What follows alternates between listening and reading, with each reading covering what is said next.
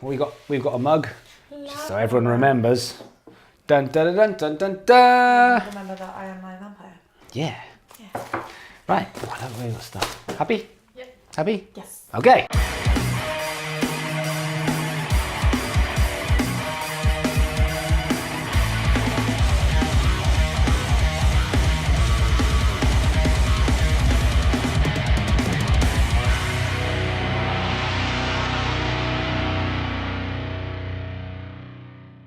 Hey monkeys, how you doing? Damian Keys here. Welcome to the hashtag Ask Damo show, where you ask questions about music and social media and progression and where babies come from, and we answer all of your questions, or we do our best. With me, as always, is Melissa. Hello. You had a good week? I have, yeah, I've been busy. I went to see your gig. Yes, you did. It was amazing. Oh, it was, honestly, it was really, really good. Oh, it was a lot of fun. It was nice to be gigging Your again. top-line melody writing is really good. Oh, thank you so much. Really good. Honestly, thank you. And if people are thinking, is it what? They can check out your music at Stranger Girl. Stranger Go check it out on Facebook. Stranger Girl. And is it facebook.com/Stranger Girl? Stranger Girl Music, yeah. Stranger Girl Music. Yeah. Go and see her. It's very, very good. Thank you. We have parcels. We do. Shall we see what they are? We've got more This than- one.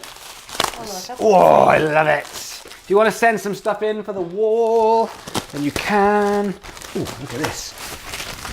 What's this? That's stuff. Oh, stuff. You do stuff. I'll do. Ooh, look at that. You do stuff. I'll do t-shirts. The old artwork in here. So this for your help demo from Dream Troll. Love Dream Troll. That is a cool logo. Oh, look at that. that. Oh, look at that. It's got Welsh Dragon on it. Welsh Dragon. This is. Got a little label. That's mine. That's me. That's where I'm from. And it's got. Look at that. Not easy to go Welsh Dragon. This is awesome. It's got a pick. That's amazing. It looks like He-Man. It does. What's brilliant is Welsh Dragon, pink bass. Pink bass. Of course. Love you guys. I am loving you guys. And we got a t-shirt, and the t-shirt is Dream Troll t-shirt. Oh, Dream Troll. I'll be putting this on. Lovely. I'll be sending you a picture. Thank you so much. That is absolutely brilliant. I'll be sending it on Instagram if you're on it. Love you guys. That's amazing. What's that? Let's see what's next. Stickers. Do you know what I'm loving this week? What are you I'm loving just this really loving Snapchat. I'm just loving yeah, Snapchat. yeah, back on Snapchat I don't know why. Oh, I like these. These are great. I'm going to wear these all the way through the show. This is a Coic. I like this. No, a Coic. Oh, do you know them? I have, yeah. I've seen them gig before. You I do don't know them t-shirt. personally, but they've supported some mates of mine. Oh, and a CD. Two CDs. Oh, these look good. Oh, Look at this is nice. that is fantastic artwork. Yeah, I like Love that. it. A Coic. ECHOIC. Shadows of You. I think everyone should go and send these people some love. Yeah. Because Dream Troll and a Coic, we absolutely will. We'll get these on the wall as well.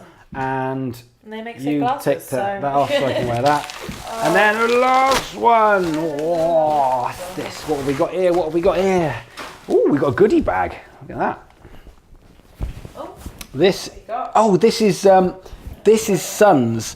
So this band here, Sons, they are doing so well at the moment. They're from pretty local to us. In fact, I know Nick. I know them really quite well. Oh, Look at that. cool. That's quite really great band. So I think their new tracks. You read that. Reptiles, I think, is the new album. We'll get this on the wall. Thank you so much, John, who manages them. You and me, we need to have a meeting. Where I've been saying that we would for a while. I promise you, I will make that happen. Oh, that's a good looking t-shirt. I like that a lot. Oh, this is lovely. It says, thank you for your kind words about us. Here's a couple of t-shirts and 4 promo CDs. I know people don't do CDs anymore, but especially for you. I like CDs because that's amazing. We'd like to meet up with you in Hove at some point. Which Yes. is really nice. So I will make that We'll make happen. that happen, I promise yeah. you. That's brilliant. Sons, go and check them out. That's fantastic. Love it. Oh, what a lovely. Oh, and lovely then selection of presents. lastly, Sara's music choice of the week is a duo from London called Fika, who've got their first debut single out called Wide Eyed. Everybody should go and check them out. Apparently, Fika is a Swedish word which means to take a break. I'm just gonna take a fika. So, but yeah, we check these out. Brilliant. Go and check these guys out. Show them some love. All this community stuff, I really love it. So if you want to check out, go and check out Sons, and go and check out Dream Troll, and also again, go and check out Echoic as well. So go and say hello to all these bands because we're all in this together. I'll be wearing these so I can look a bit Casey Neistat. And sunglasses indoors. I'm going to hand my phone. Oh, that's Fika, just in case. I don't know if that's going to make a show up, but I don't care. Hand my phone over to Sarah, who can do some Instagram and some Snapchat. Ha! Right. We have some questions. So we get cracking. I've got tea. All right. Okay, so this is from Estelle from The Strays, which are a band. There's a little bit of context in this one, so let's go on a journey here. Come on. Hi guys, just came across your page and love the advice so far. One question I'm struggling with. My band started off as a covers band, playing old rock and roll, blues, etc. But as a band we've started writing songs more based on kind of rock and roll style for the last year or so. And their original songs. So far we've been appealing to the vintage community, so kind of Lindy Hop kind of thing, but we're finding our style is becoming too fast and hard for them. And as a band we all have different tastes, so how do we define our genre? That's very interesting. So you showed me this band this week. I really love the music, and it does feel, I mean, I can tell you what I think, but at the same point, that doesn't really mean anything. I'm not an expert in genre placement. I'm going to take these off because I don't know how Casey Neistat. Just in shadow. Don't know how Casey Neistat does this, but I feel like a total tit. So, or a boob. So I'm not an expert in this, and you know where you fit in, because when I listened to it, there was a lot of pop elements, and it felt very modern. So it, even though there was lots of that kind of old school rock and roll history, it still felt very modern from the sounds, the tones, and the arrangement of the whole thing. The whole thing just had a real modern feel to it. So where do you fit in? Well, one thing I would do is I would start to advertise and to push it, and to start actually, two things that you can do to start pushing it out to people and seeing who comes back, to seeing what audience it is, because your demographic is key. So I had a meeting yesterday with a band, and we went into their actual demographics and their insights on Facebook, and we were having a look at their demographics, because when I ask bands, usually they think about people who turn up to their gigs and they say, oh, our demographic is 18 to 30, which is a big age bracket, and it's too big, I'd say on the whole. So Facebook will narrow that down. They'll tell you where they're from, they'll tell you how old most of them are, there'll be smaller brackets, 18 to 24, 25 to 30, that kind of range. But I've told this story before, but one of my best mates is a blues guitarist, and you would expect, being a blues artist, a blues singer and a blues guitarist, you'd expect his audience, if you thought about it with just some rational thought, you'd expect his audience to be sort of 40 to 60-year-old blokes who like blues music, like Gary Moore and all that kind of stuff. When we actually delved into it, what we found was a massive portion of his audience were housewives, which is a real weird thing, because obviously he wants young girls, but or proper full-on musos. But one thing that transpired was he had quite a large audience who were very, very engaging, who were these kind of housewives, 35 to 45-year-old women with kids that obviously just thought he was hot and liked his music, and it just worked. So for me, I was like, you've got to do that. That's your audience. If you are advertising to that audience, you are going to get more people on board. So firstly, what I would do is I'd start to actually keep it a little bit wide, so you're showing a lot of people and see who's going to come and who's going to like it. And then what I do is I'd start looking for patterns every single week, and I still do this now with my Facebook. And when I'm working on any social media for anyone else or any companies, I want to look behind the scenes. I want to go into the back end, and I want to find out what demographic, where they're from. I want to find any little patterns that I can find out, and then I want to delve down into them and actually be able to advertising. The second thing I would do is, I think this is a brilliant question for your fan base. How brilliant way to get your fan base engaged, but to actually start saying, we have so many different styles that we've grown up with. Yeah, and all our influences are in this big pot, and we're not really sure where we fit in. What do you guys think? Now, we talk about this kind of question thing a lot. Yeah. And I think if you want to start engaging, because bands are constantly saying, this is what we do, this is us, this is what you would expect from us. But sometimes, what about saying, hang on a minute, what genre do we fit into? Because someone will say, well, I think it's pop, and someone will think, and it doesn't matter. Like even nowadays, if you think about genres, they've kind of been replaced with moods. Like if you go on Spotify, you don't get genres, you just get moods. So what mood are you in? Are you at the gym mood, or are you at a Sunday chill mood? And all the playlists are defined by moods instead of genres. But obviously it does help to have a genre in mind, but and demographic that you're writing to. But I wouldn't worry about it so much, because I don't think it matters that much. And I think when I listen to the music, I think a lot of people will like it. Yeah. So I would start pushing out to quite a few different sort of demographics and see which one bites, and then very quickly from there, play the long-term game, and from there start to narrow it down. Rather than saying we are going to go after 14 to 18-year-old girls who like rockabilly. Rather than doing that, I'd actually open it up to the floor and then see who bites, and then say, right, okay, tell you what we're going to do. Now we're going to narrow it down a little bit, and we're going to get narrower, until we go, that is our demographic. Yeah. And that might be 3 or 4 months. And from there, there's your demographic. But from a genre thing, I'd open it up to the floor. I'd open it up to the audience, because this is a great way of allowing your audience to actually get involved with you, because bands don't do that. Yeah. Bands just don't do it. They don't allow their audience to get involved. Because when you say, come to our gig, how do you get involved to that? Yeah. Like if you walk up to, if you think of social media as a bar, if you walk up to someone in a bar and go, all right, come to our gig, where do you go with that? No, I don't know. What do you say? It's not. There's nothing that you can engage with, and bands do it all the time. Buy our single. We're playing here. Here is a review in a magazine. It's all very much a case of just take this information and fuck off, as opposed to saying, look, come on in. Let's do this together. And I think that would be a perfect question for you. All right, awesome. Okay, so question number 2 is from Karen via Twitter. What is the single most important piece of advice that you give to musicians? I think the single most important piece of advice. Oh, I've got two. Can I not have two? Can I have two? All right. Okay. Two. I'm going to go for the single 2. I would think the first one would be stop panicking about time. Yeah. Because that's a big one. Yeah, because musicians always have to do everything by tomorrow, and it puts people off.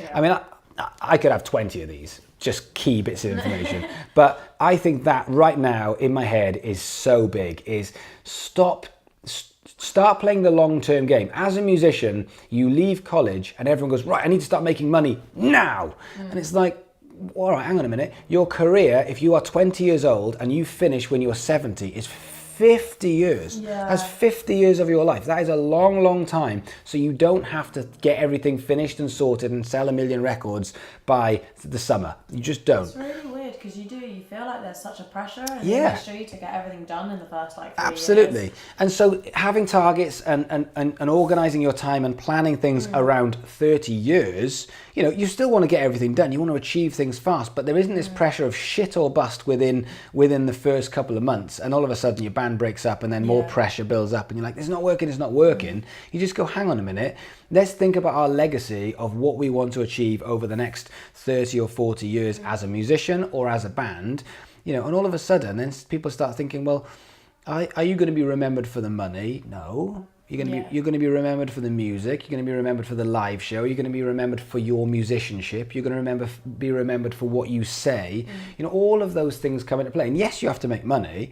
But I think if you're thinking of this as a long-term career, and for my social media, I'm what I've been doing with music, helping musicians, I'm 20 years in. Doing it via social media, I'm 1 year in. Yeah. But I'm thinking 10 years. And I'm thinking, right, in 10 years' time, this is going to be really, really big.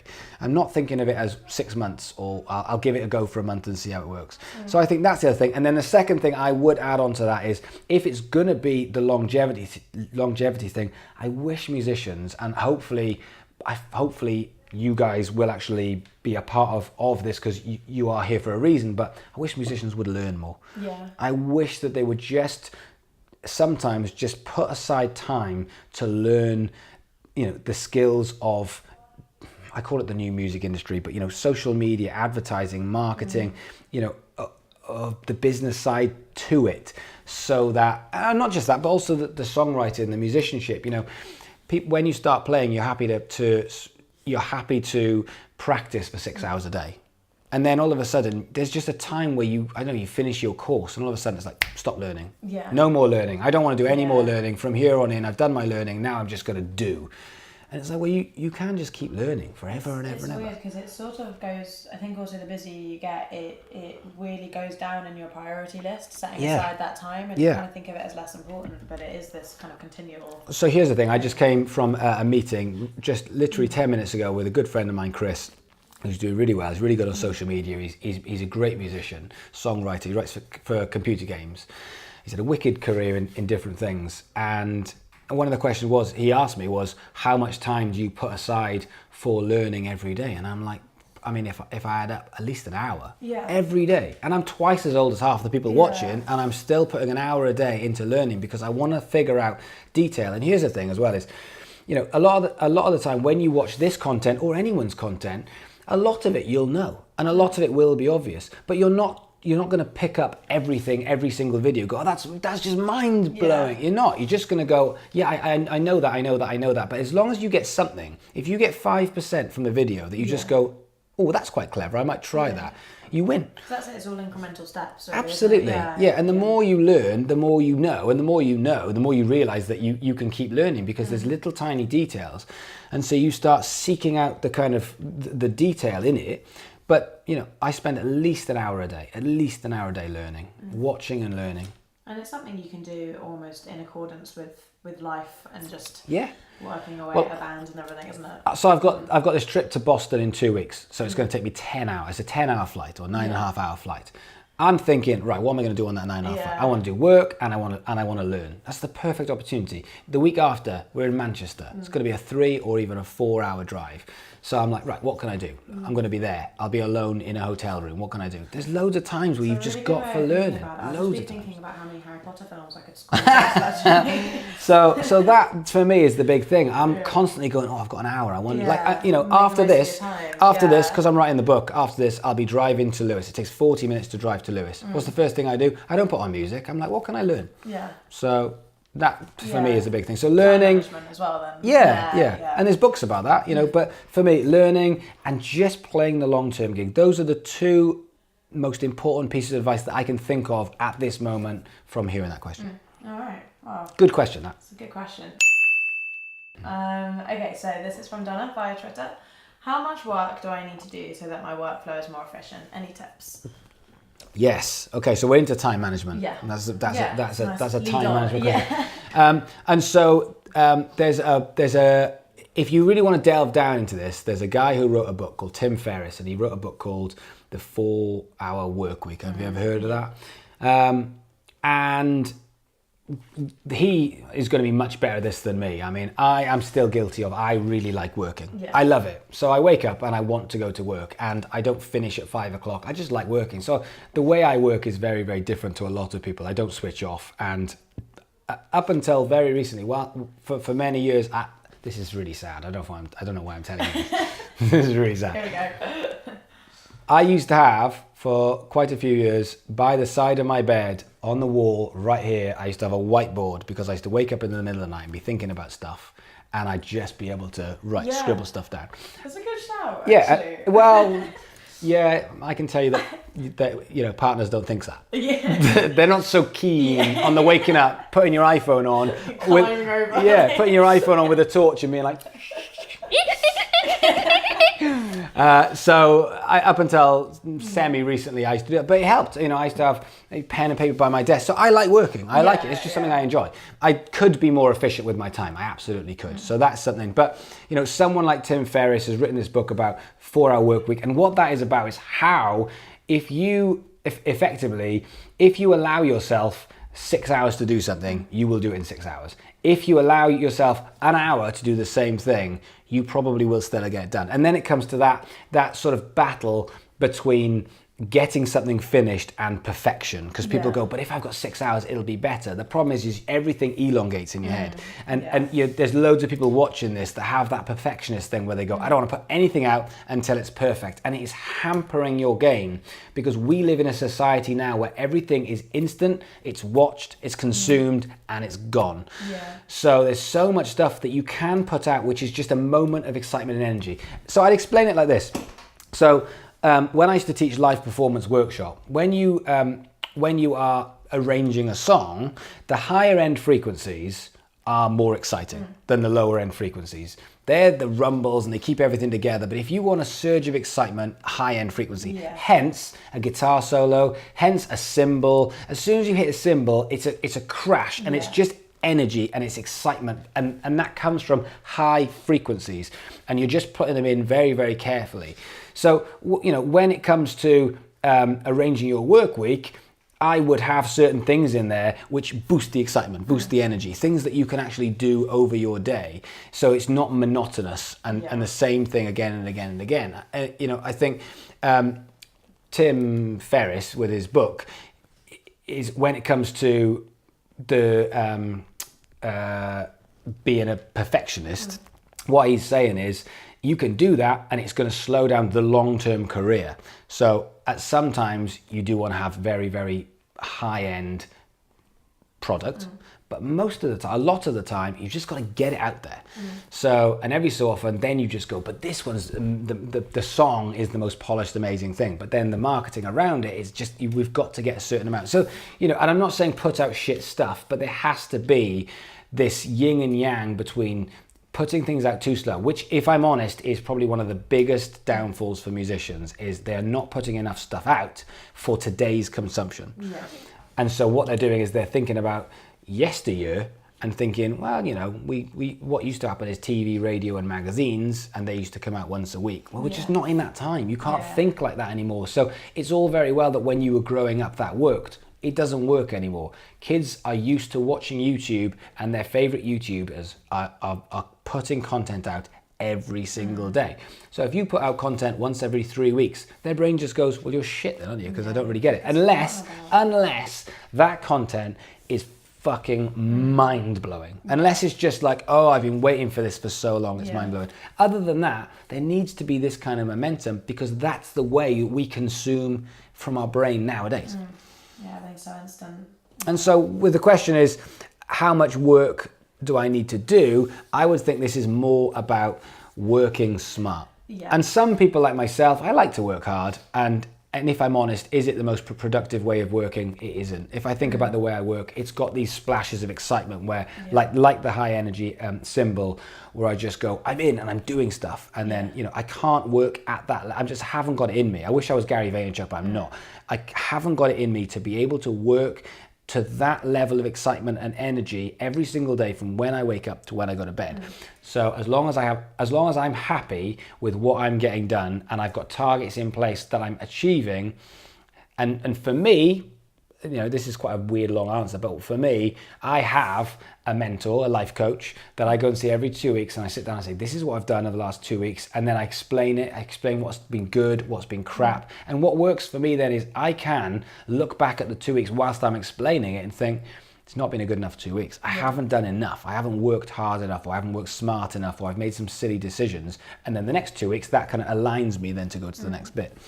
So I think what I would suggest to Donna is you need to have your targets, you need to have things that you're trying to achieve. I would find someone that you can talk to once every couple of weeks and say, this is what I'm doing.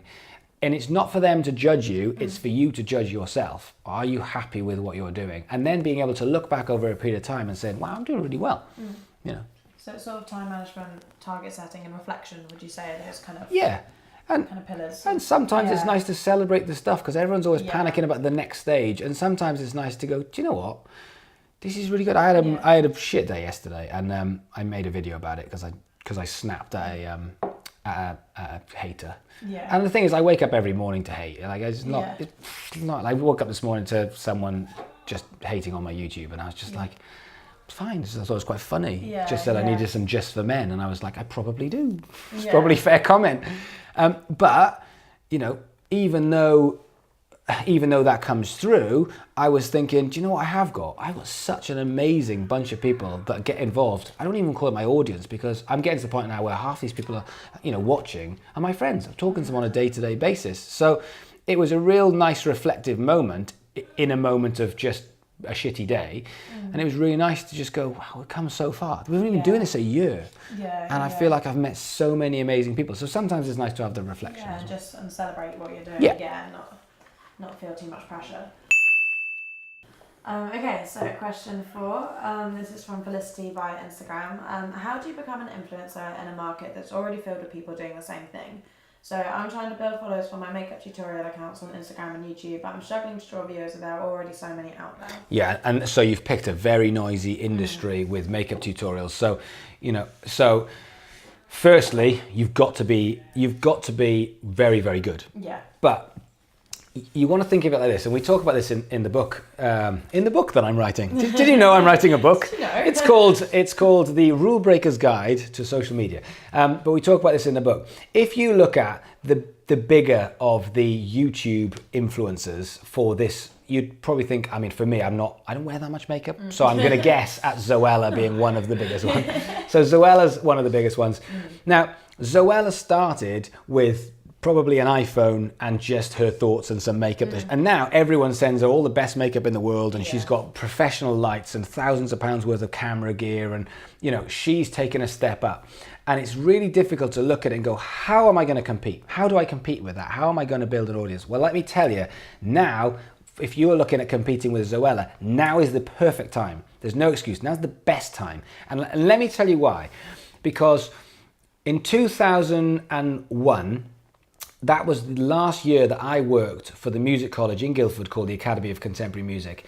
That year, they just had £2 million put into the building alone. That's what the investment was to get this building up to scratch. And they made it look like a fucking spaceship. And it was impressive. It's still there. And it had you walk around this crystal maze type environment, and every door's got this kind of sparkly pinks and sparkly blues, and all the lights were amazing, and all the floors like metal, and there's guitars from every guitar manufacturer and amps from every amp manufacturer. And when I left with Bruce, and we were like, we're going to set up in competition with this place where everyone knows about, it's got 6 years worth of heritage, it's now the biggest in the country, we're going to go to competition with this, and all we've got is a table. We had a building which we weren't allowed in, and we had a brochure, which was a very good brochure, to be fair, and a logo, and that's all we had. But what we did have was this, and what we did have was we had energy, because we were so excited about this, and we were going to work harder. We were going to work harder than you can work, like Zoella and Felicity. We are going to work harder. We're going to get through this with knowledge, and we're going to get through this with just sheer work and determination, grit, and not giving in. And we did. Smashed out of the park. BIM's now got 6,600 students. BIM's ACM has 1,000, 6.5 times. Now, if you want to start a new music college, now's the time. Because what happens is people have followed Zoella's journey. People are knowing about BIM, but lots of people go, yeah, but I don't want that polished, finished sort of conveyor belt of stuff. It just goes in, it gets reviewed, it goes back out again. BIM, you go in, you go out again. I want something different. Now is the time. Now is the time to go in, because now there is a gap in the market, and that gap in the market, when you want to be an influencer, is huge. So what it means is, if you want to be an influencer, to answer this question, if you want to be that gap in the market, there is the gap in the market, you've got to fill it. The way you fill it is by not doing the same thing as everybody else. You've got to be different, and you've got to be good. So in the case of ACM versus BIM, when we were setting up both colleges, we knew we had to be more rock and roll. So we knew that if we went to all the app manufacturers and just say, give us loads of stuff, we are competing. We cannot compete with that. We don't have the money to do that. So what we did was we went, because we knew what real music was, we went and we hunted down amps that were the right amps and the right guitar, and we would not let an amp or a guitar into that school unless we went, that is like an amp museum, that is an amp that will go down in history, because that is a jazz chorus, or because if it's a Marshall, it had to be the right Marshall. It couldn't just be, give us a bunch of Marshall gear. It's like, no, we want a 60s Marshall. We want a JCM 800. That's what we want, because that is the right Marshall. And so all of a sudden, we're not competing, because people just go, oh, you've got a bunch of Marshalls in ACM. It's like, yeah, but this is the right stuff. And people who know their shit walk in and go, this is different level. And so, that's the same thing with this example. You can't do the same thing. You can't copy. You can't say, I've just got to be the next Zoella. You've got to be the next Zoella from 5 years ago. And if you're a band, it's the same thing. You can't be Muse now, but there is a gap in the market for when Muse were tearing up shows in Plymouth 10 years ago to 200 people, so it's not about trying to jump in at the top level. And so the way you do this is you still have to build your following, but you have to find the gap in the market. The best gap in the market is always going to be being better than everyone else. That's always going to be the best thing, which is better. Knowing your shit, putting more work in, more creativity, more time, and looking after your fan base, because you can do what, in her case, what Zoella cannot do. While she can get loads and loads of marketing and loads of money for advertising, and she can get products and all that kind of stuff, but one thing she can't do is she can't look after her fan base one-to-one. She can't. She's got like 10 or 12 million subscribers. But Felicity can.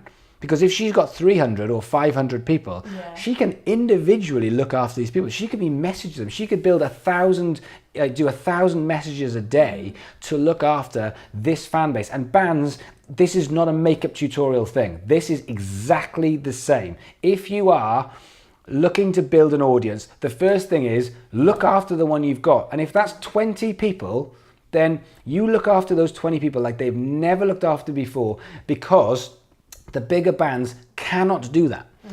If you look at, the gap in the market, when we started BIM, we had 180 students. I knew every single student, and I know some of you guys are watching, I knew every single student's name, I knew their instrument, I knew where they lived, I probably knew their girlfriend's name, I knew what band they were in, I made it my business to know everything. Fast forward 7 years, and I'm standing in reception, and some kid walks up to me, and I'm looking and going, who the fuck are you? I don't know, what instrument do you play? There's 1,500 of you guys, I'm doing my best, but I can't do it. It's just make a massive difference. It's just a different thing, and people going, one's good and one's bad. It's not. It's just that BIM now has a different demographic, a different audience, and a different skill set, because of all the industry influences and all the things that it can do now, which we couldn't do back then. But what we could do back then is we could look after people like they'd never get anywhere else. That's what we could do. That is what's brilliant about this. If you've got 100 and you're like, oh, I've only got 100. No. Think of it like this. You haven't only got 100 followers. You got a fucking 100 followers. That is the way you want to think about this. I have got 100 people that follow me.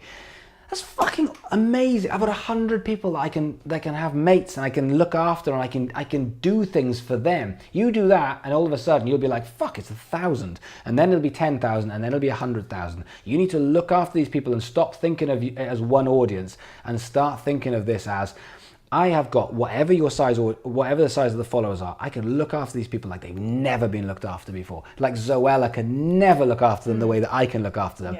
And then if you do that, in 10 years' time, you'll be the next Zoella. And someone will be going, I don't want you. I want someone from 10 years ago. It's just filling that niche, isn't it? Absolutely, yeah. And just honestly, I'd say this on the tutorial thing, and I want to have more tutorials with you guys, but I say this almost every single day. If you understood the value of one person, if you really understood the value of one person, you wouldn't give a shit about numbers. You'd just be looking after that one person like they were worth their weight in gold. And then you'd have two, and then you'd be like, well, I'm gonna look after them like they're worth their weight in gold. Bands don't do it. They just go, no, buy our shit, do our stuff. And instead of just saying, no, I want to worship these people and do everything I can to make them have the best time when they're engaging and when they're consuming my content, everyone will know. Because everyone will be like, who's this? What's this bromance that you've got going on? This is really, and that's how it builds. Yeah. All right, that is our last question. Amazing, and keep it up. Right, okay, so things. This will be going out Thursday.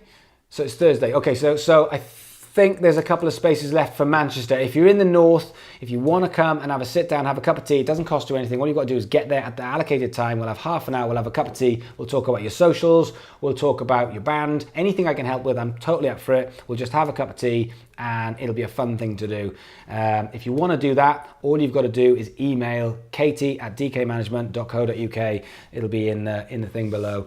Other than that, ask some more questions. I want to get more questions on the go. I'm well into Snapchat at the moment. I know that's a really dad thing to do, but I'm loving Snapchat. I'm just loving it. And so, so lots of the silly stuff's on Snapchat. Other than that, send some stuff. We'll get some more stuff on the and wall. The mailing list as well. So Mailing email list. me at info@damokeyes.com and I'll get you on the mailing list. Yeah, so the mailing list is quite an interesting thing because we'll do a separate video of this, but the mailing list, we're going to do a 30-day challenge, which you cannot get on anything else. You can't get on YouTube, you can't get on Facebook. There will just be, every single day, you will get one email with a 5-minute video saying this is your challenge for today, about your social media, about your brand, about your band, on how you can build it over 1 month. And the reason why I want that is because I want to give value, that if you sign up to this newsletter, I'm not going to spam you, I promise you. That's not what it's there for. But the people on the newsletter will get, as this grows, they will get first choice when it comes to events, when it comes to me doing keynotes or one-to-one talks, like for example when I go to Manchester, when it's almost sold out and there's we've got 20-something slots. So when this gets bigger, then I'll be prioritizing people on the newsletter. So because it's just value. So that is the big thing. Otherwise, hashtag 60minwin. If you want to Facebook, if you want to Skype, if you want to face-to-face meet, or if you want a Damo says don't be a dick t-shirt, then hashtag 60minwin, and every week we'll pick a winner. Happy? Awesome. I'm Good. happy. Go away and do some awesome shit, and I'll see you again tomorrow.